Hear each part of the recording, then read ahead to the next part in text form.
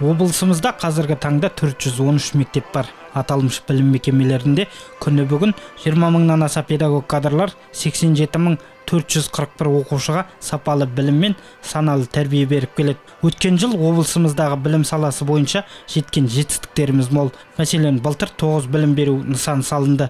Қазір Жәнібек ауданы Қамысты ауылында жаңа мектеп бой көтеруде. Аталмыш нысан құрылысы бітсе, облысымыздағы 3 ауысымда оқыту жойылмақ. Бұл туралы облыс әкімінің қатысуымен өткен облыстың білім беру қызметкерлерінің активінде айтылды. Өткен жылы аталмыш сала бойынша жеткен жетістіктер мен алдағы атқарылар міндеттерде осы актив жиынында ортаға салынды. Жыл сайын бізде облыс көлемінде трансферт арқылы қаржы көбеюде.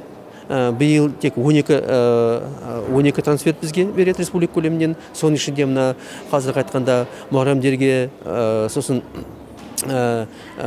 тәрбиешілерге категорияны қосымша төлеу, соның ішінде мына материалдық базаны жабдықтау, химия, физика, биология кабинеттері. Содан кейін мына қазіргі инклюзивтік оқу дейміз ғой. Сол инклюзивтік оқу жағын жолдарын табу, себебі мына балаларды, үйден оқитын балалардың оларға қандай техникалық жабдықтар керек дегенде, соны кімге компьютер керек, кімге басқаша керек, басқа жағдайлар, техникалық жағдай керек деген, соны іске асу, сол жолдармен республикадан қаражат бөлінеді.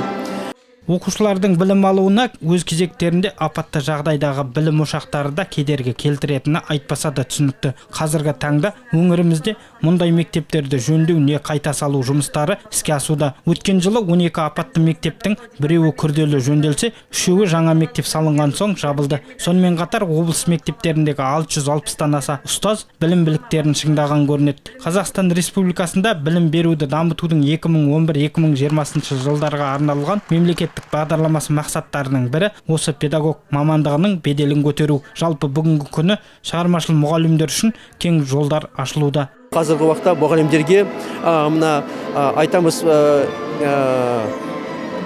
информационно-коммуникационный технология дейді ғой. Қазірде мына e-learning дейді.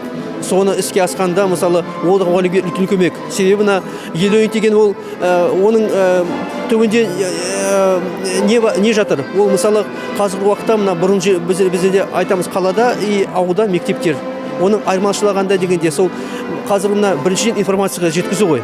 Қазір мына e-learning болғанда, интернет болғанда, мына ауылдық мектептерде информация толықтай қалай келеді, себебі интернет бар ғой, солай ауылда да аруға болады деген. Сондықтан мұғалімде, мысалы, сабақ әзірленсе, басқа неге бір шараларға дайындағанда, интернет ашып, қарап, бүткіл мына елдің шетел тілін білсе, басқа шетел тілдің бүткіл мына ойлары, жұмыстарын, тәжірибесін анықтап, осы өзінің мектебінде оны іске асыруға болады. Елжанды ұрпақ тәрбиелеу мектеп қабырғасында жүзеге асырылатыны айтпаса да түсінікті. Қазір бұл тұрғыдағы жұмыстарда қарқынды жүруде. Мұндай жұмыстарды Ақжайық ауданында Абай атындағы мектеп-гимназия белсенділікпен жүргізіп келеді. Өзіміздің өлкетануға байланысты үйірмелер, сонымен қатар мына балалар шығармашылық орталығымен сонымен қазір енді туризм не бар ғой, туризм саласы бойынша. Содан біз жаңағы өлкетануға байланысты сағат алып, балдарымызға Қазақстан тарихымен байланыстыра отырып, өзіміздің жергілікті тарихымызды соны бірнеше сағаттар бөліп, мұражайларға апару, экскурсияларға апару, сонымен қатар қысқаша мысалы көше тарихы, көше әрінен өзіміздің жергілікті қоғам қайраткерлері бар, ақын жазушыларымыз бар. Сол кісілердің жаңа тарихнамаларымен, өмірбаяндарымен таныстырамыз. Актив жиынында көтерілген мәселенің бірі ұлттық бірыңғай тесті. Өткен жылы тестіге облыс мектептеріндегі 4427 оқушы қатысты. Алайда оның нәтижелері алаңдаушылық туғызады. Облыс бойынша орташа балл 2011 жылмен салыстырғанда 10 балға төмендеп 77,4 балды құрады. 2012 жыл білім саласы бойынша көптеген істер атқарылды. Оған тоқмейілсіп қалмауымыз қажет. Өмір жаңа міндеттер жүктеуде. Бүгінгі таңда жүргізіліп жатырған білім бағдарламасын жүзеге асырумен тоқталып қалмауымыз керек. Біздің міндетіміз мемлекет пен елбасы жасаған барлық мүмкіндіктерді пайдаланып, білім сапасын көтеру. Білімді баға үшін бермеуіміз қажет. Баға онсыз да қойылмақ. Ол жұмыс рейтингісі. Біз оқушыға терең білім беруіміз қажет. Жиын барысында ұстаздар қауымы өз ұсыныс пікірлерін ортаға салды. Нұрлыбек Қыдырғалиұлы, Темірболат Тоқмамбетов, Наурыз Қалитов, Жайық Пресс ақпарат орталығы.